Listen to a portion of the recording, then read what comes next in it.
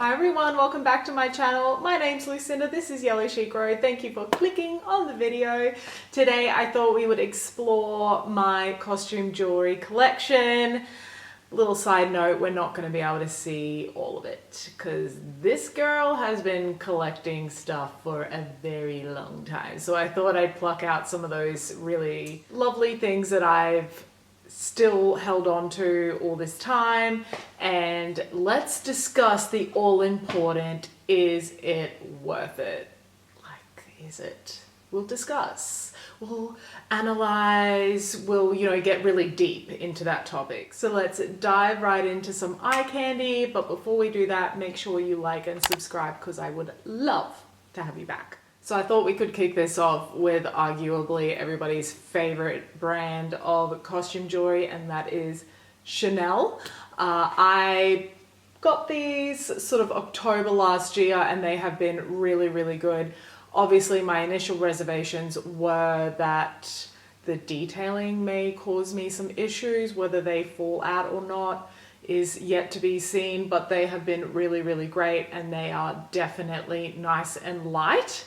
But I thought I'd take you back in time when I bought my first sort of Chanel earrings, and obviously they are very much the iconic CC crystal earrings. Now these did cause me some issues like they do most people. This was the old school packaging, by the way, so it still has the little code there. But these, a crystal had fallen out not too long after I bought them, and they did, I'll include close-ups because they did quite a terrible job in fixing that. It is not the prettiest and most subtle repair job I've ever seen, but nonetheless they were able to put the crystal back in. So that's those guys. That's earring number one for my Chanel collection. And just thought I'd also share with you, these I bought in Dubai around the same time. So these are really, really cute. They're the classic CC with a little pearl. Pearls are obviously very synonymous with the Chanel house. And again, I will show you close-ups, but they are really cute.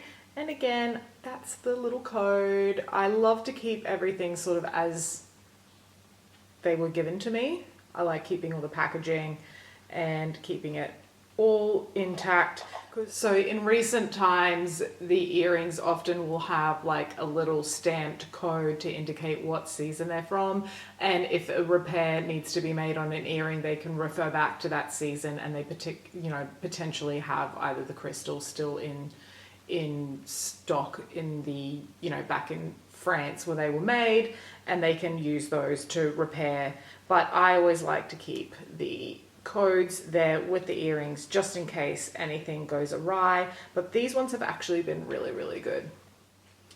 And lastly, these are really fab. I actually haven't seen anything quite like them since, but it is another stud. And it's actually, when you look really carefully, it's got a beautiful sort of tweed embossing, and then it's got the crystals, like a smoky crystal with a black beading. These were beautiful. These were from the 10A collection, so back in 2010. These were actually purchased in Melbourne before my city even got a Chanel boutique, so Chanel wasn't really easy to come by before that for me. So these were also sent off for repair only last year though. So I have to tell you, I was really impressed with the fact that my SA encouraged me to bring them in, because I had said to her, oh look, I don't really want to go down the jewelry route or the costume jewelry route with Chanel because I've had some past experiences which weren't great with crystals falling out. And she said, please bring them back in. We will get that sorted. I'll be able to tell what season they're from because it will have a stamp on the back. So that happened for these, and it was not the most lengthy turnaround. It was probably about 6 weeks. And again, I did still have the tag in there anyway, so she was pretty impressed with that. But they are beautiful, and I'm so thrilled now that I can actually wear and enjoy them because they were able to get repaired. So next up, let's talk Dior I know a lot of people love Dior, particularly for their costume jewelry. I recently acquired this J'adior cuff, which I have really enjoyed wearing. It just has a really cool like hinge detail, and it's in that really antique gold, and it's very comfortable. Like, I don't get bothered by it in the slightest. It doesn't catch on things. It's been really, really like a really nice piece to wear on its own, but also to stack with other things. The other little piece of Dior I have are these beautiful little earrings in that classic J'adior style, where they have the J'adior and star on one side and the little Dior bee motif on the other. So I love asymmetry. I'm such a fan of asymmetric earrings. I often on my day-to-day wear just a cross earring on one side and a stud on the other. So I'm so for this, and these have also been really great. I haven't had any issues with them, and they're comfortable to wear. So I must say the Dior jewelry has held up really well for me. I also really wanted a pair of the tribal earrings. I'll throw up a little photo. I never really got around to buying a pair. I just kept prioritizing other things first. But I do know some people that had issues with the pearl detaching from the actual settings. So maybe it was lucky I never bought a pair of those. But just thought I'd throw that little intel in there just in case you're considering those, that there's some people that have had issues. So moving on to a few little Hermes pieces that I've really enjoyed.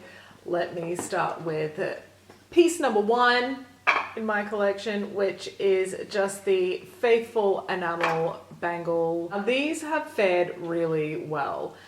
This I have worn to work and haven't been super precious with it, and there's only like one little dent there, and there's been no scratching on the actual detailing in the enamel bracelet. So it's actually fared really beautifully. I've been very surprised, and honestly it just looks really great as a layering piece with other things. So I really do recommend their bracelets.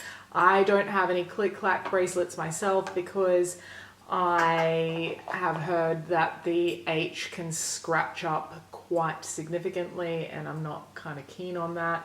The other pieces that I've really enjoyed from Hermes are their leather bracelets. So I've got a double tour Kelly, which for those that have watched my channel probably see me wearing very often because I love to layer this up. And my most recent bracelet from Hermes is the Collier de Chien in the 24 size, because this is a newer piece for them and I just had to get it. The color. It's so beautiful. I really love this piece, and again, really great for layering. So as far as the way they hold up, I would definitely say the Hermes bracelets are worth it. And if you love a color, and particularly, I mean, you can't really beat Hermes leather. I think it's definitely something to invest in. So next, I'll show you just a couple of pieces from Louis Vuitton. My most favorite bracelet from them of recent is this men's, what was it called? Like Colors Link? I don't remember. I will link it down below just in case you guys are interested, because this is so cool. It was like, it's all these links are monogrammed. It is a graduating from gold to black to rainbow links, and I'm all about the rainbow hardware, and I just love it. And even though it's a men's bracelet, the size has been completely fine for me. Again, it's a great layering piece, or just to wear on its own is really effective. And this has held up really well. I can't see any sort of, wear and tear to note, and I have worn this. I even took this overseas with me to New York last year because, when you're traveling, you still want to feel yourself and have these nice pieces to sort of wear day to day. So this was one that actually traveled with me, and a very well loved piece that I bought from Dubai in 2008 was this monogram multicolor koala bracelet. I love it. It is just so cool. It's, I mean, anything in the monogram multicolor, even present day, is so sought after because I guess they've discontinued it. People still love it. And this has worn really well. There's only very, very, very minimal markings on the actual clasp. But again, it is very impressive for its age. It is 12 years old. 12. It's like a small child that's going to school and, you know, just started that, well, here in Australia would have just started first year of high school. That's how old this bracelet is. I mean, it's done well. So I really love it. And I thought I would include that. I am such a Louis Vuitton lover, but truly this is all I really have from their jewelry because I do predominantly just buy their bags. So if we hark back our memories to when Nicolas Ghesquière, who is the current creative director of Louis Vuitton, was actually the creative director of Balenciaga, I was obsessed. I loved Balenciaga when he was at the helm. He just did the coolest stuffs. And one of his, well, you know, he's got a lot of cool collections, but one of them had heavily featured these rings, and I will show you what I'm talking about. But it was like, I want to say 2012, 2013 kind of times. And these rings were shown just completely across all fingers. And as you can see, they do not, no, they're not, no, they are not going to fit. No, we're just going to keep trying, but they're not, no, this is even smaller, guys. So basically, these rings were shown across all the fingers and they were the sickest. It was just the sickest. It was so cool. It looked so decadent and luxe, but edgy. And I was just so obsessed. And I think from memory, they may have sold it in sets. So you could, potentially buy a whole set, or you could buy them individually. And I just managed to get my hands on any that I could find. So this is what I ended up with. They no longer fit. There's nothing I can do about it. This is when costume jewelry is perhaps a waste of money, but in saying that, I mean, you can have this problem with fine jewelry. Except fine jewelry, you can maybe adjust with a jeweler, Lucinda. Yes, that was silly. Anyway, the point is, I will probably never get rid of these because they were such a moment in time for me and I just loved them. So there's that. And from the same collection I will share, I also got this thing. It is so cool. So this is I don't think this will fit me either, guys. I mean, do we need the Holy Toledo? Wow, Lucinda.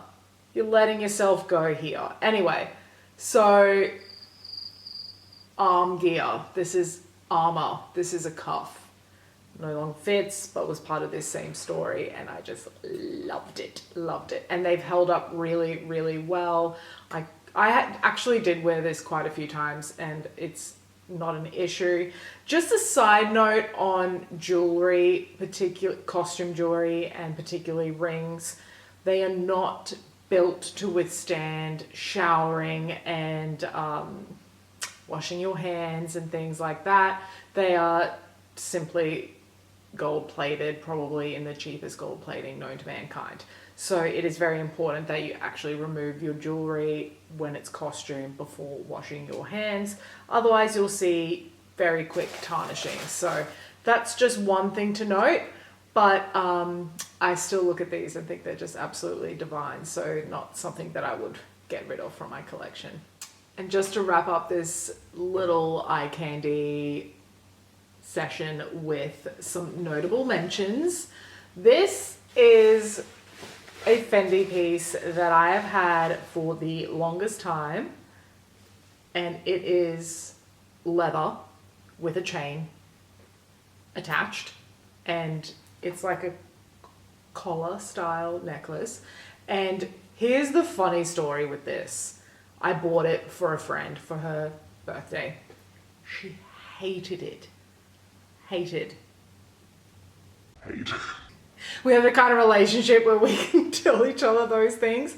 Anyway, I'm like, well, I'll wear it, give it back. So I completely flogged this. Like, I wore it all the time. I absolutely adored it. There's actually just a few little nicks in the leather from where you can see the chains obviously been sort of rubbing up against it, but it is, I think it's really fab. And I used to sit it under collars, like, it was cute, right?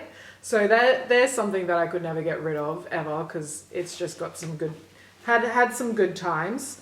The other thing that I will share with you, which I have actually worn on my channel, it is the ever iconic Celine ID necklace, and it is just one hefty piece of hardware.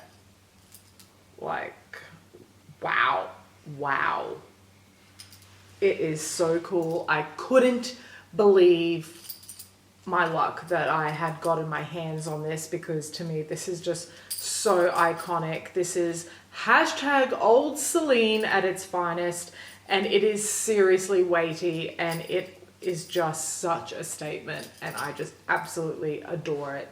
And I will never get rid of this. I'm such a, I love gold hardware, as you can probably tell from my collection. I do favor gold hardware, but this is just, again, to me, completely timeless and pretty exceptional. So that is a very notable mention there. And again, I probably bought that in like, I want to say 2013, something like that. And it still looks so great. Again, mindful not to spray perfume directly on it. Treat it as costume jewelry. So it is still held up really well. And one brand that I don't think gets nearly as much kudos as it should for their costume jewelry is Oscar de la Renta. I have so many Oscar de la Renta earrings. They are so beautiful. They're mostly made in USA, which is like really great to see when a company's based in the US and actually made in the US. They do these really iconic long tassel earrings, which is such a vibe. They literally make anything look fun. They come in like 7 million different color options. So the tassels are great. And then season to season, they do all these cool fun things. But I love these. These are a little gold hoop, and it has the hear no evil, see no evil, speak no evil monkeys that hang from it. And they're so cute. But I really do recommend checking out Oscar de la Renta jewelry for their costume jewelry, because they always have such stunning pieces. Things that are a little bit different, things are a little bit more classic. They really do offer such a wide range, and they're so beautifully made. So just thought I'd give a little shout out to Oscar de la Renta jewelry. So guys, the all important question, is it worth it? Is investing your money in costume jewelry worth it?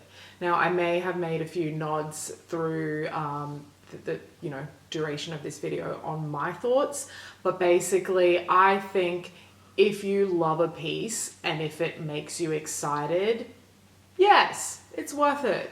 But also keep in mind, you need to be real with yourself with what kind of person you are. Just because something is expensive doesn't mean it's unbreakable or invincible, or will weather you pounding it with perfume or self-tanner or moisturizer and expect nothing to happen to it. Like, we need to be realistic with ourselves. I find with jewelry, the number one, well, with costume jewelry, to me, the number one rule is it's the last thing to go on and it is the first thing to come off. So when you get home, take them off straight away. When you're getting dressed, make sure you have applied all of your perfume and everything's dried down before you then put on your costume jewelry, because it really does make a difference when you take care of them in that way.